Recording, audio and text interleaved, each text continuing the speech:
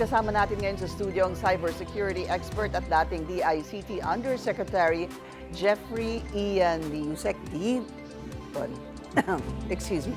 Maraming salamat po sa inyong oras and happy Tuesday morning. Yes. Oh, 24 hours after nung unang pagcast natin ng ballot rate. Yeah. So, ito na po tanong natin. Assessment kay Miro, let's remember, ngayon lang pumasok ang Miro system dito po sa ating bansa, itong eleksyon na ito, and we've always had Smartmatic since 2010. Okay. Kamusta po ang Miro? I think, in general, let me just clarify that I think that the election results are credible. Well, wala pa namang official results, but at least what the partial results are saying. But there are also a lot of things that we can learn from this particular election, especially from the technology part. In the first part of the election, marami nag-report na mabagal yung pagpipid, halimbawa, ng papel. It becomes, let's remember kasi the Philippines is the largest market for automated election for a particular vendor. And I don't think anyone, including Miru, except for Smartmatic, of course, has the ability to produce quickly that many vote counting machines. So I think ang advice sa COMELEC is that they should check the gaano ba kabilis yung para mas maikli yung pila. Medyo mas mabagal daw kaysa sa dating provider. Second, there's also this issue of... So number one, mas mabagal lumabas. Mas mabagal lumabas, oo. But what's good is that mas konti yung reported issues. Na? Sabi ni COMELEC, 311. 311, yeah, over 300 lang. 300 yung mga lang. naging problema sa mga makina, ha? That's correct, Okay, yung yeah. mga problema. Pero I think yung mas malaking issue now is that there seems to be a disparity between the reported election results that was transmitted in the central servers of COMELEC. If you look at COMELEC, we invite everyone who's watching this. You go to COMELEC, it's like 90+% na. Yan, tingnan Last po time I natin looked, ngayon. it's like 93% ERs na yata. Or baka nga ngayon, 96 na, no? Or Refresh natin, okay. But if you go to transparency servers of PPCRV, of media outlets like Your Voice, Rappler, Inquirer, naglalaro lang sila sa 80+%. So yan, lumabas nga 98.57% That's ang correct. lumalabas. Yeah, yeah. Tapos ang sinasabi niyo, doon po sa amin, Yung at iba report niyo pang kanina. mga network ay That's nasa 80+% That's correct, lang. Why yes. is that so? That I can't answer. I think COMELEC should be able to answer that. But if you look at the past elections kasi it's almost the same. Kung ano yung lumalabas sa COMELEC, yun din na nakikita ng taong bayan sa mga quick counts. Kaya nga quick count eh. And if you notice also as of 7:30 p.m. last night, there was a lot of reports that the COMELEC had already received like 60%. And then, media was reporting, wala kaming na-receive, no? Or may na-receive kami. PPCRV issued a statement along with NAMFREL that they received files, but they cannot open the files. So these are some of the things I think that needs to be improved. Humihingi sila ng technology paliwanag provider. kagabi. Dahil kahit po ako, Sir Ray, nung pauwi ako, maybe that was around 8:30, nagkakaroon ng problema ang PPCRV noon. Dahil nga, they were trying to find out from COMELEC bakit hindi nila mabuksan, I believe, yung sinasabi nyo ang file. Files, yes. May natanggap sila pero hindi nila mabuksan yung file. Yusek, ito bang nakalipas na 12 hours, meron kayong mga tinanggap na credible na reports ng mga sign of hacking, tampering, or interference dito sa transmission? I have to be honest, wala naman. When it comes to transmissions, I believe our friends in the ICT nagtayo sila ng command center along with COMELEC just to check if transmissions are being hacked and if the election system is being hacked. There were attempts. There were news reports that there were attempts. I think there was a flood. Ang tawag namin dyan, availability, para i-take down ng isang site. But these were all concentrated sa COMELEC. Ang maganda naman, dahil marami nagko-cover at marami nakaka-receive ng results through the transparency servers, kahit ma-take down mo yung isa, pare-pareho naman yung resulta. But let me go back to what I was saying din, Sir Ray and Sir Pinky. Hindi rin ba pare-pareho yung resulta, pansinin ninyo? Yeah. In fact, I was surprised that NAMFREL, as of 1:40 a.m., was reporting 5 million more Bongo at that time already had 26 million, and Bam Aquino at that time already had 20 million. But if you look at your reports, you Mababa own pa doon. 21, yeah. 21 and 16, right? For the top two. So, ito yung sinasabi ko na I think we need to Pare-pareho lang naman yung pinanggagalingan dapat na numero. Pare-pareho lang pinagagalingan. At so these are the things I think that we need to look into kasi in the end naman pwede kang pumasok sa balota at i-manual count mo eh. I think after this election magkakaroon pa naman ng random manual audit and that's what people don't know. So after this, a few days later may random manual audit, bubuksan yung ballot box. Tapos mabibilangin manually, titingnan sa resulta ng ER. And from there, we'll see. Nagbasa ba talaga ng accurate si Meru? Kasi I don't know how Comelec reported it, but there are also reports na hindi binabasa ng tama. Rini-reject Once yung fed, binabalik. Kumbaga, Oo. iniluluwa ulit yung iniluluwa. balot, no? Yeah. There were issues about that dahil sa sinasabi nilang, isa sa mga naging problema was that when you vote, pagka bumoto ka kasi, syempre magta-thumb mark ka, no, dun sa iyong pangalan. Pag hawak mo kasi ng balota, nagkakaroon ng ng marking. Kaya doon, nahihirapan daw si Miru na basahin yung balota. Kumbaga, sabihin natin, lalagay ka ng 12 senador. Baka lang Yusek, na nagkaroon po ng marking doon sa iyong balota. Baka magkaroon yon ng, baka iluwa, possibly, dahil nga lumalabas na nag-overvote ka. Yeah, possible Isa yan, yun. Pinky. In fact, kapon nung bumoto kami, ay naobserbahan namin, merong isang nagreklamo dahil parang yung ink na ginamit niya, na marking, sumobra ang diin, nag-reflect doon sa second page. Tumagos. Kaya noong ipasok doon sa machine, ang resulta, hindi siya bumoto ron sa party list, pero merong lumitaw na boto ng party list. O siyempre, kung hindi ka rin careful at hindi light ang pagmamark mo, magre-reflect doon sa ano. Correct. Technical, siguro. Yun ay posibleng problema. But of course, ang ating intention rito ay protektahan natin ang election process. May dagdag lang po, Yusek, ano po yung may kukonsider nating key cybersecurity measures na po pwedeng ma-implement? Alam nyo, if you look at RA 9369, yung batas ng Automated Election Law, merong requirement doon na kinakailangan mag-issue ang Technical Evaluation Committee chaired by COMELEC but included ang DOST at DICT tungkol sa seguridad at kredibilidad, integridad ng makina. Lahat ng makinang gagamitin.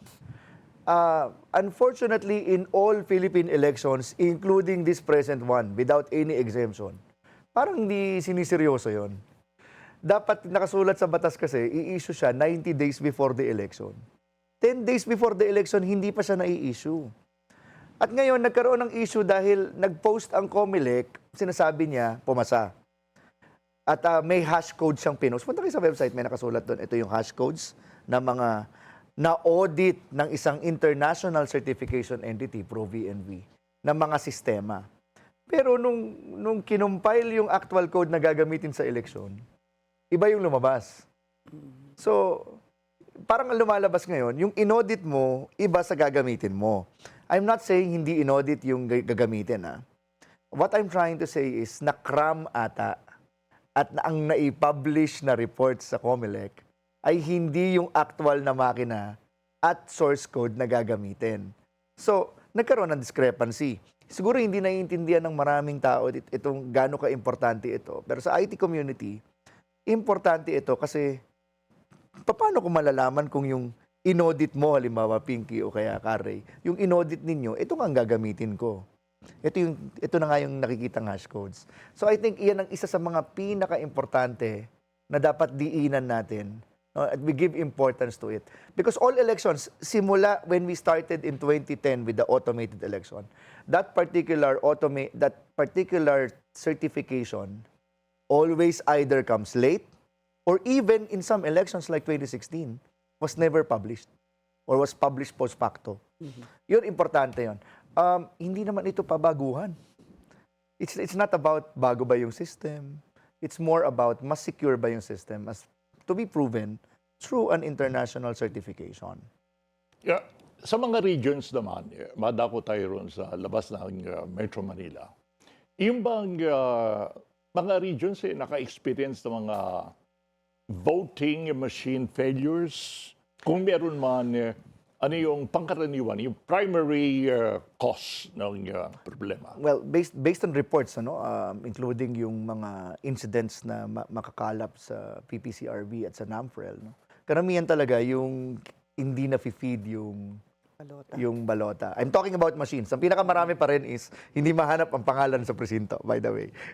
But I'm talking about Babalik machines. at babalik pa rin tayo. Babalik pa rin tayo sa basics. But if we're talking about machines, ang pinaka-common is hindi binabasa yung balota. In fact, sa mga regions, merong na-report nga na lahat, during the first hours of voting, lahat ng pinifeed hindi tinatanggap. So they'll have to replace the machines. Yeah. This is frustrating. Well, nakaboto naman kasi remember yung first hours natin, yung 5 a.m. to 7 a.m. That was supposed to be reserved for the Seniors. elderly, Yes.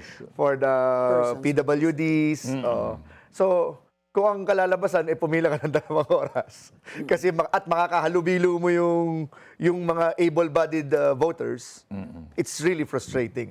At baka yung iba, umalis na lang at hindi na bumoto. Sama ng panahon din. Sa init ng mainit, panahon. grabe di ba? kahapon. Meron ng mga nag-collapse at merong tinakbo sa Sa hospital. ibang lugar, may mga bigla-biglang ulan, pero yung ulan yung konti lang, so mainit pa din. O Maalimuong. kaya biglang buhos ng ulan. Kahapon na-experience ko din yon. Bumoto ko ng mga, I think mga 3 p.m. or 3:30. Mainit, maalinsangan. Tapos biglang bumuhos yung ulan doon sa area namin. Anyway, Biglaan malakas, biglaan. tuloy-tuloy pa. Biglaan talaga. Pero tama yung sinabi din ni Ray kanina dahil merong isa na talaga nag-collapse. And I believe reports were saying that unfortunately that the individual did not make it. But let's talk about just to follow up on the machines. No? If Comelec is saying there were about 300 na nagka-problema, 300 plus, 311, how does that compare? For example, I don't want to compare it to the last elections because that was the national elections. And historically, kapag national elections, supposedly, mas mataas yung turnout. Let's compare that if you can. Siguro just to Smartmatic machines, maybe in the midterm polls in 2019. 2019, yes. Well, number one, we have more voters now, at 68 million. Dati, mga 52 million lang yan. So, and we have more machines now at 93,000. In 2019, we only have, less than 90, 85, 85. Siguro percentage-wise. Percentage-wise, Sa palagay niyo ho ba yung 300? Konti talaga yung 300. But of course, we have to ask Comelec, paano ba nyo nire-report? Kasi according to them, yung linuluwa na balota, that's minor to them. I think 300 replaced. Yan yata yung report nila. 300 replaced. I think it's acceptable. That's even less than at 93,000 machines, ano ang 1%? 9,000. 930. So it's even less than 1%, right? So, yeah. Okay, dumako naman tayo rito sa LGUs.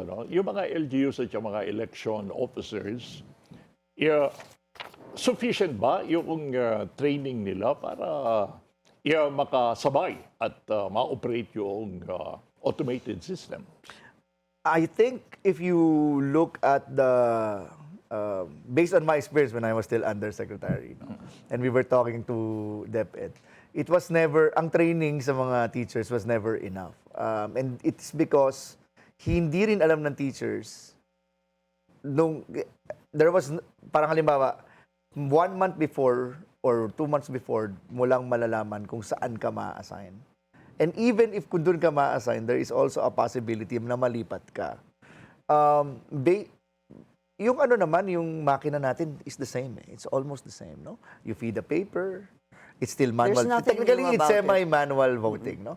So you're manually filling it up, you're filling it, and then you're feeding the machines. Yun nga, pinakaiba lang ngayon, pwede may tiklop.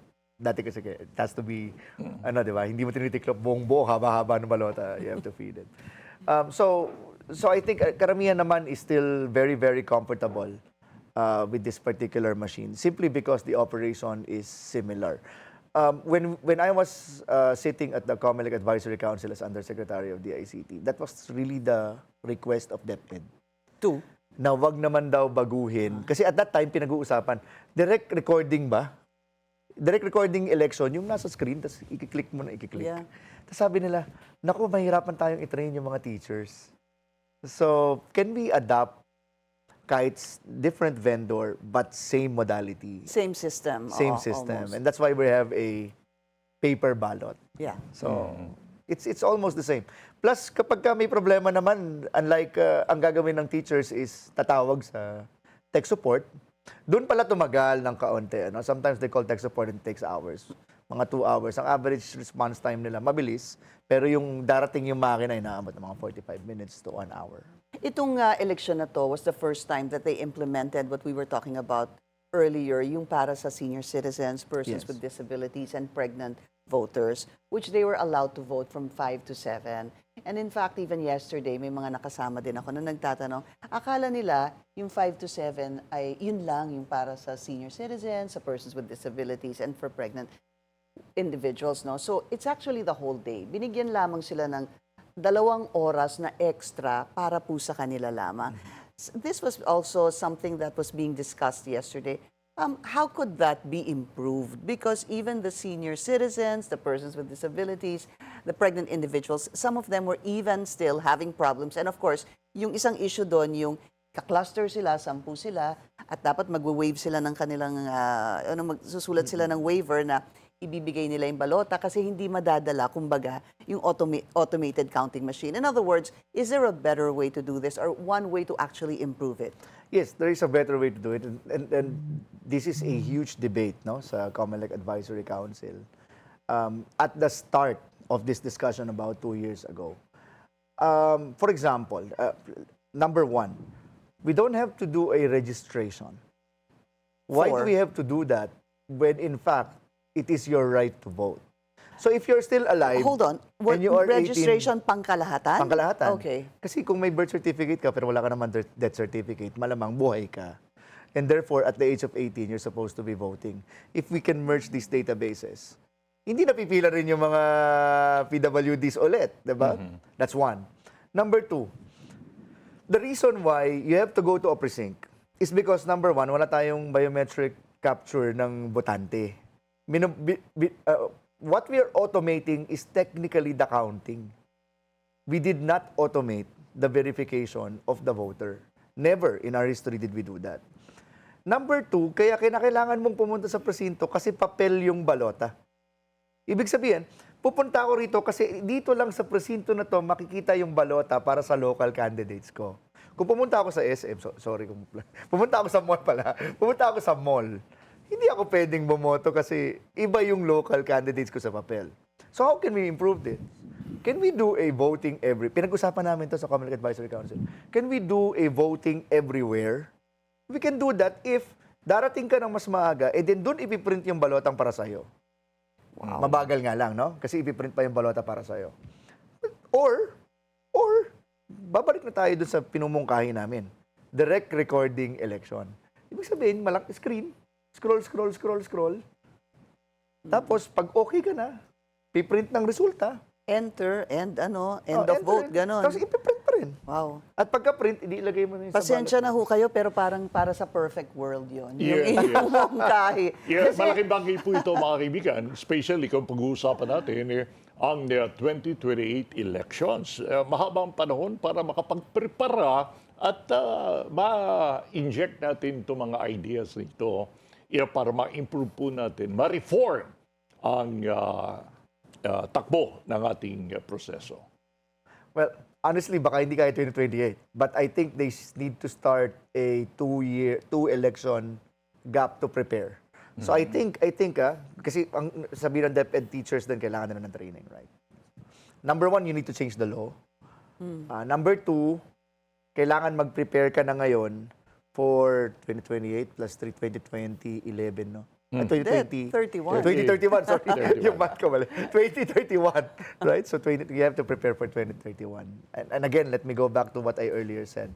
The certification entity, palagi na lang late yung international certification. But just very quickly, no, before we end this discussion, sabi ko nga kanina, marami kayong mungkahi no, na pinag-usapan sa Advisory Council when you were still part of the DICT. But right now, from what we saw, what can be improved for the next elections dun sa national elections? So, number one, we have to make sure the machines are faster. Faster. Medyo mabagal kasi yung... number two is it should be sturdier. Maraming mga reports na, pumapalya pero bumabalik ulit, bumabalik ulit. Hindi yata na-report yun sa 300. And number three, ulitin ko, let us prepare early and make sure that the certification comes early so that maayos ang maging mas credible yung ating halalan. Oh, and lastly pala, number 4, sorry, I break my three rule. Pakiayos naman yung transmission sa transparency server, parang hindi consistent. Para pare-pareho. Para pare-pareho. Alright, maraming salamat. Maraming salamat po. Well appreciated po ang ating palatuntunan sa inyong presence at marami po kaming nakuha. So there you are mga kaibigan, former DICT Undersecretary and cybersecurity expert, Jeffrey D.